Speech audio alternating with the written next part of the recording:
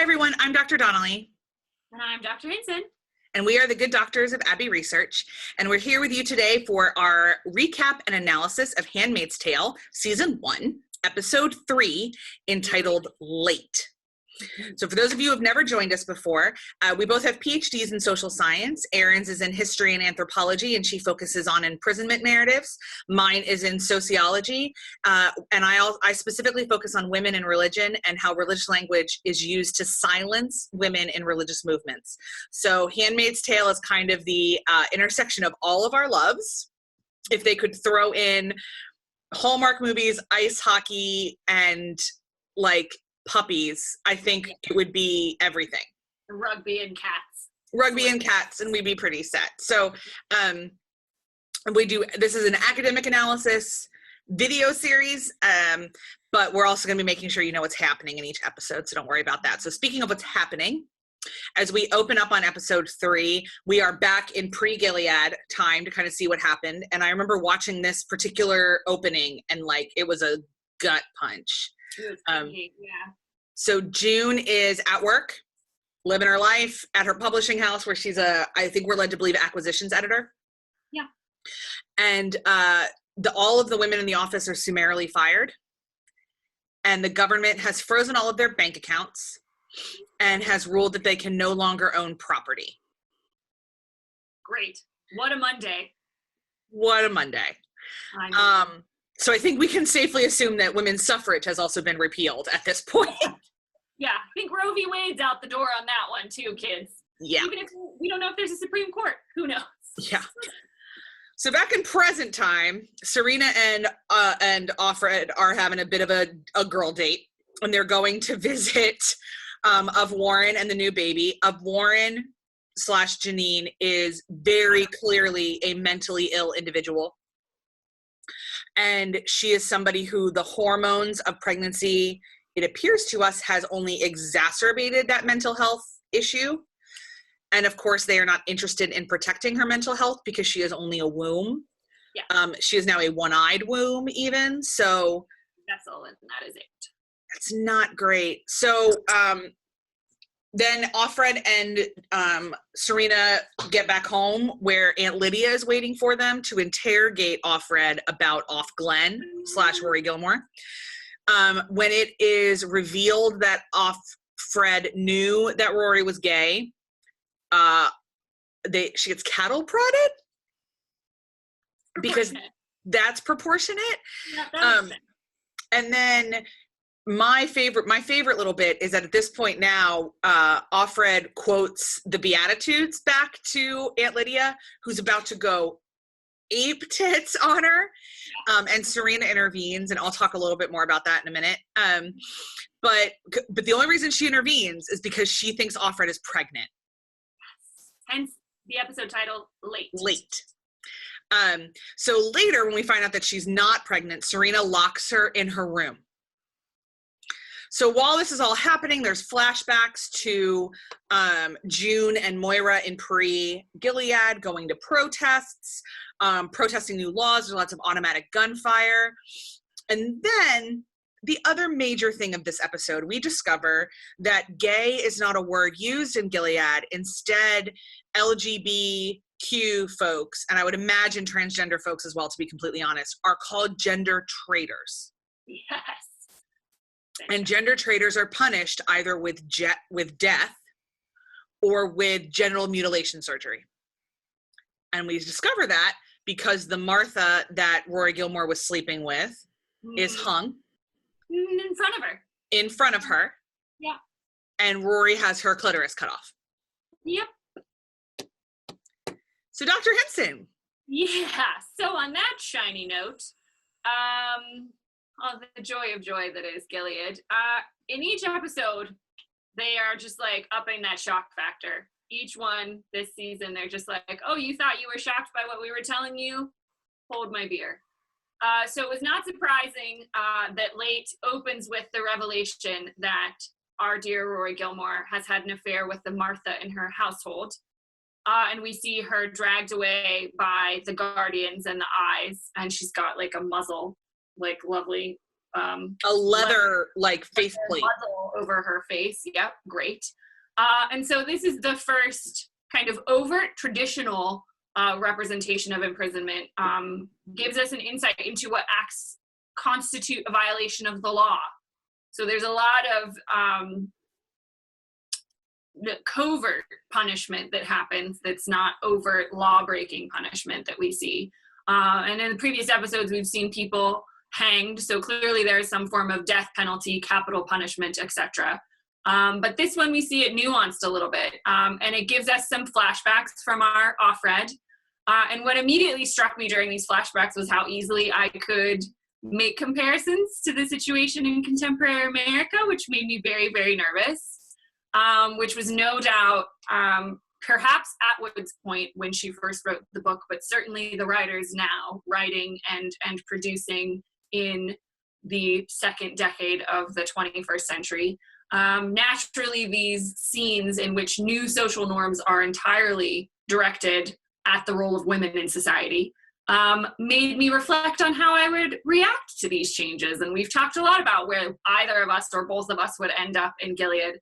And so my first thoughts were about the nature of protest and really the use of fear and intimidation to quell them. And we see this happening all over the world and even in our own country when actions of civil unrest and protest take place, and how the state reacts is always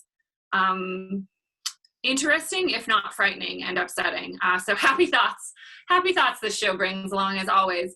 Offred has been through a time, and that is definitely what we get to see more of in this episode. What did you make of these flashbacks and what we learned about Offglen's fate and this wonderfully horrific notion of gender traitor?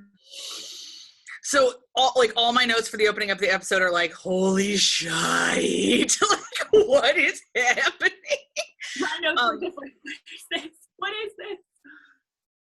But the quote I have underlined like 7 times is from Offred, and it says, "Now I'm awake to the world. I was asleep before.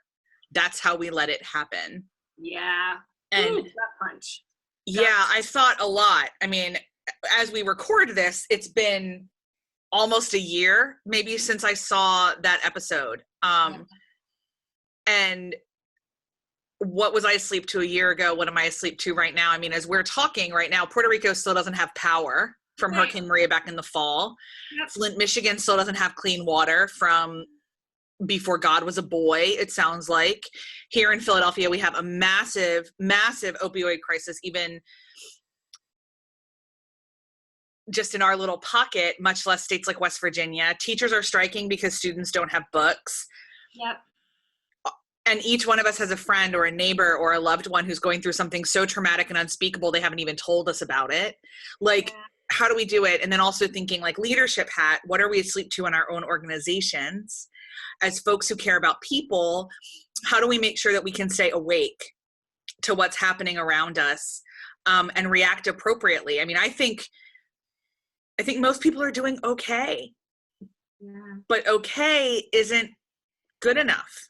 Like, you know, it's just one of those things. I mean, you and I talk about this all the time. I mean, one of the side benefits of working with your best friend is that you share brains. And so we talk this through a lot, but I think it's something that is worth, that idea of asleep versus awake is something everyone should wrestle with on the regular. Yeah. And figure out what's going on. So, I mean, the consequences for Gilead of not being awake is that no citizen has autonomy or agency anymore. Nope. I was struck that even the commander is bound by ritual and law and autocracy. What they have done in creating this utopia, or as I would call it, a waking nightmare. Horror show. They've stripped everything of free will. So theologically, this is like the core of the problem, and it makes my skin itch whenever they invoke God's name for this malarkey, because free will is essential to God's relationship to humanity, and anyone who pretends otherwise is selling something. Literally, I can name you names. Mm-hmm. So the opening, when the women were told they had to stop working, I don't have a word for how I felt when that happened. Like, I was definitely nauseous. It was definitely a gut punch, but like, yeah, where were you at? I know. I mean, I can't I can't actually conceive of that happening. Like, as much as there are shades of what I see alarming in Gilead in reference to the treatment of women's bodies and their agency over them. As we're recording this right now, it's May of 2018, and there's a massive referendum coming up in Ireland to repeal the Eighth Amendment, which has a lot to do with controlling women's bodies and their right to medical treatment if they are pregnant. So lots of conversations about this. So, but, you know, so I can, some of that stuff I can relate to and see, but I can't fathom a world in which somebody just comes into my house and tells me I can't work anymore, my office, and tells me I can't own property and I have to hand over my bank account. I'm single. I'm not in a relationship. Where does that go? To my brother? I don't know. I don't want to think about it. And so I think it's really, we can, no matter when we're watching this, and I looked back on my notes from when we were watching this, and there was, when we first talked about this episode was when they were having the Catalonian referendum in Spain, and there was all this footage of policemen dragging people away from voting booths. And then I watched this episode and I was like, oh my God, it's the same thing that's happening. And I think this idea of what we are awake to and asleep to is particularly fascinating in this world where we feel, or where we are almost overwhelmed by the amount of information we can have, and constantly getting Google alerts and Twitter updates. And we live in this world where we have all of this information, but what are we doing with this information? How are we thinking about it as it affects our lives and it affects the people that we love? And I think there's this sense that I get from maybe what's happening to June in her flashbacks of watching what's happening and not believing what's happening.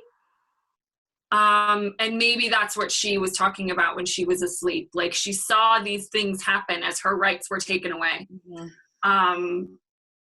But you can't believe, you're protecting yourself by believing that it's not real.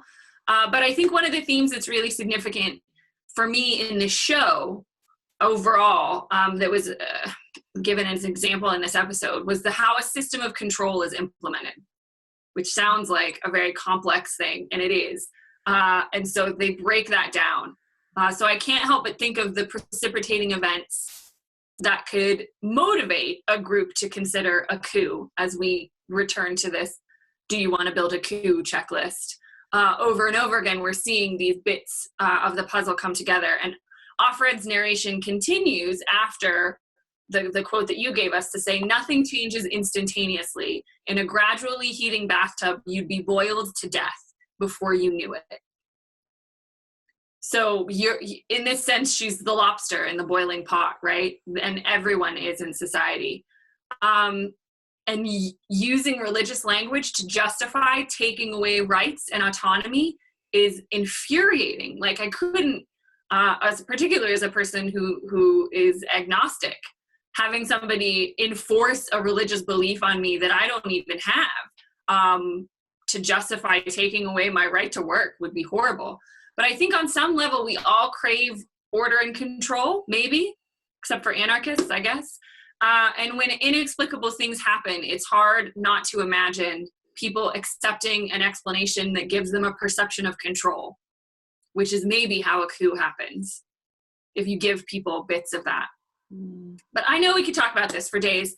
But a more immediate events within the episode, I think, require some unpacking. We learn that Offred is late, as you said, as the title of the episode. And it's illuminating to see how the whole household changes in attitude when they think she might be pregnant. She's like a queen. She is revered. She gets the best food. The Martha is like fawning over her. Serena Joy is like, do you need anything? How do you feel? It's a person who is, it's fascinating that they rehumanize her for the purpose of taking care of the baby. And then it changes just like that when they realize that she isn't. And she's blamed for it. So you have to love a world where the woman is blamed for not getting pregnant. And there is no discussion of whether or not the commander has viable sperm at all. What did you make of that evolving dynamic? And you know, the certain, shocking parts of the episode really involve Offglen's fate, which was really disturbing to watch. Gender traitor is new language for an old problem. But you are our resident expert on gender and religion, so take it away. Right. So I can go on and on and on about worlds that blame women exclusively for fertility problems, but like, I'm just going to park it because gender traitor deserves a lot more attention, as it were. And I think this fertility issue is something we can talk about later. And I want to make sure that we have time to talk about gender traitor. So it is deeply problematic language from a social science perspective, and yet really, really telling. So first of all, gender is a social construct. Sex, male, female, is biological, but gender, man, woman, trans, binary, is something that cultures build and reinforce in large and small ways. So what it means to be a woman is something that each culture has decided upon and reconstructed. For example, there is zero biological need for women to wear makeup. However, mascara is one of the ways that we construct femininity. Yeah. Nail polish. In Regency England, men wore high heels and women wore flats. And now, it's the other way around. So it's an evolving thing. Sexuality is both biological and cultural. So science has agreed that someone's innate sexuality is biological, but their choices regarding acting upon it, exploring it, engaging or not engaging are all cultural. Yeah. I recognize that this issue is debatable and you could be arguing with me in your head. And so I want you to know that science says that this is how it is. We're going to move on. So I believe this is also the point of view of the show. So let's just accept it as fact. Erin, I know you do, but viewers who may disagree. So that's what the comments are for. Yeah, you can tell me what you think and I'll tell you what science says, because that's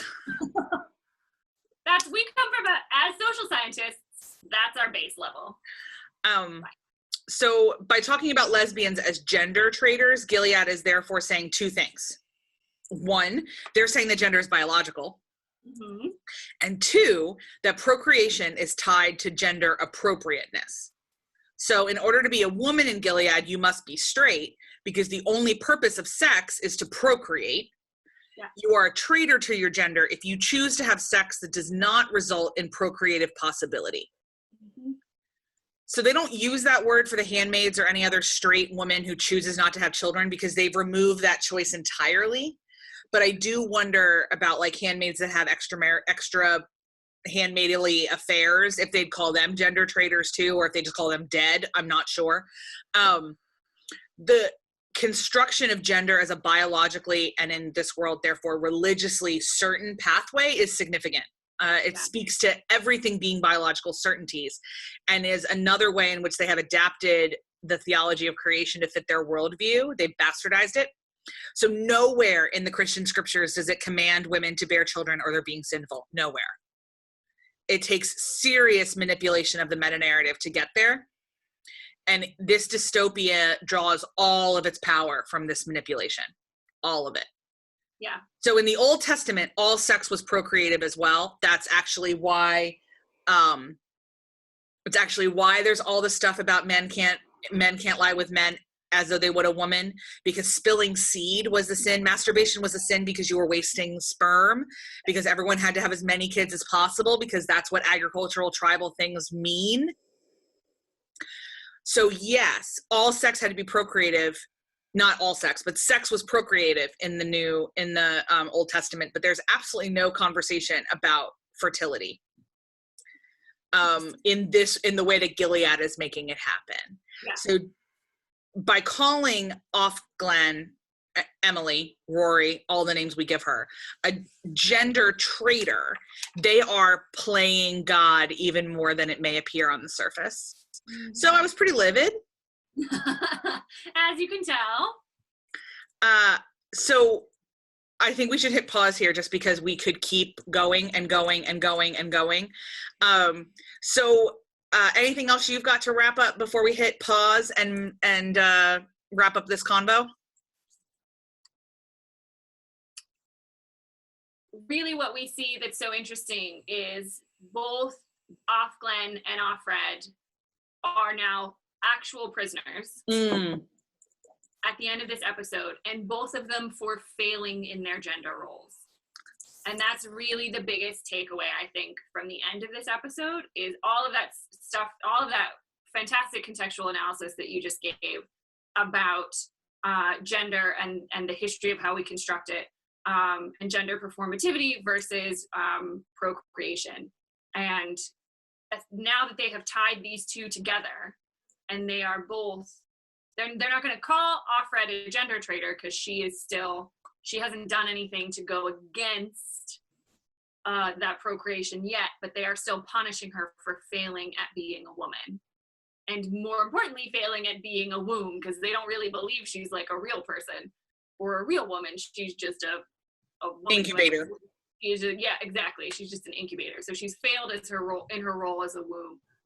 So I think going forward, it's going to be interesting to see how those ideas of gender are reconstructed and restricted in this new world. So we'll stop for there. I am Dr. Hinson. And I am depressed Dr. Donnelly. That Dr. Donnelly of the Good Doctors of Abbey Research. And we will see you all for episode 4. Bye.